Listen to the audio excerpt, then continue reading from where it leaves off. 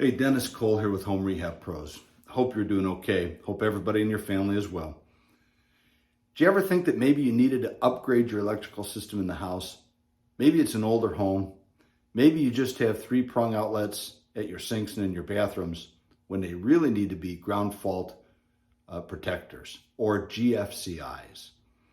All right, so let's take a look and see what I mean and see where in this home we really need to put new ones. Let's watch. So here we are in our kitchen, and you can see, it's got a couple switches over here. We've got a three-prong outlet there. You can see the sun is behind me through the window, a three-prong outlet here. Now, the power is on in the house, and I want to check to see if this is grounded.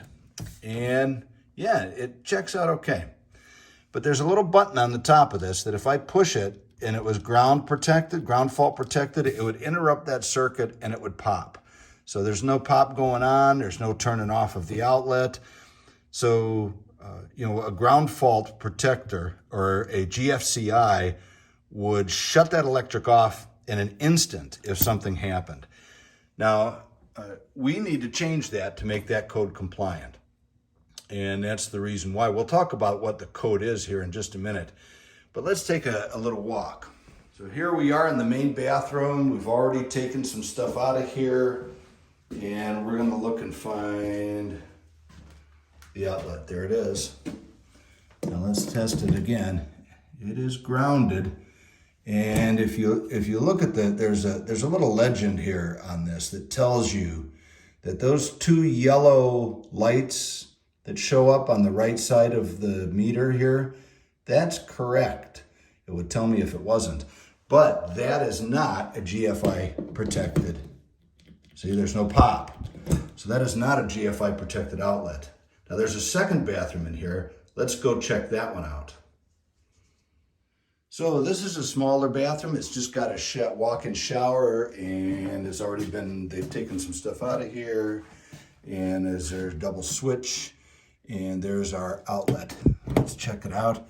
It is properly grounded, that's good, but nope, there's no ground fault protection with that outlet. Sometimes you can have these three-prong outlets like this that are connected to a GFCI and are ground fault protected. So none of these are. So let's take a closer look at one other area in the house, the utility room in the basement. So here we are, we're in the utility room. And here's the utility sink.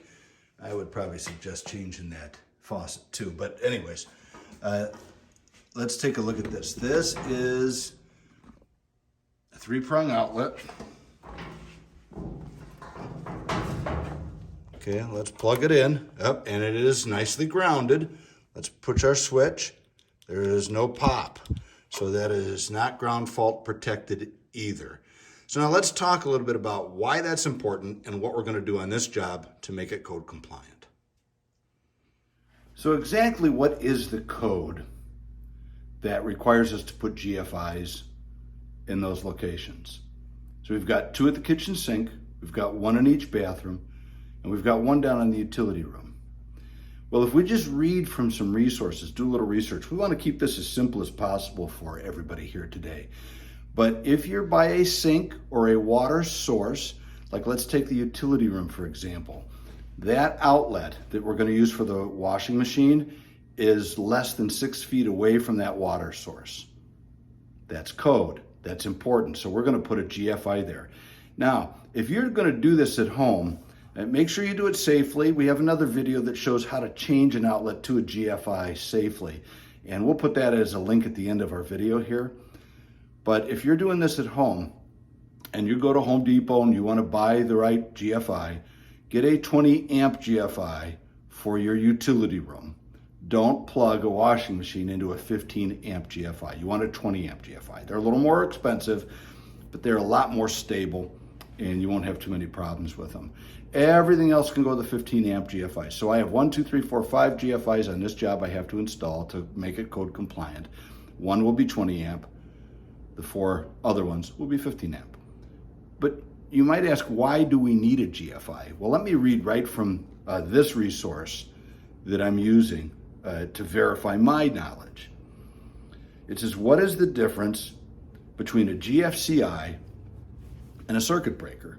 Now, a circuit breaker, you go down into your panel and you got all those breakers. Some homes even still have just fuses. That's okay. What's the difference? Well, I'm going to read straight from it.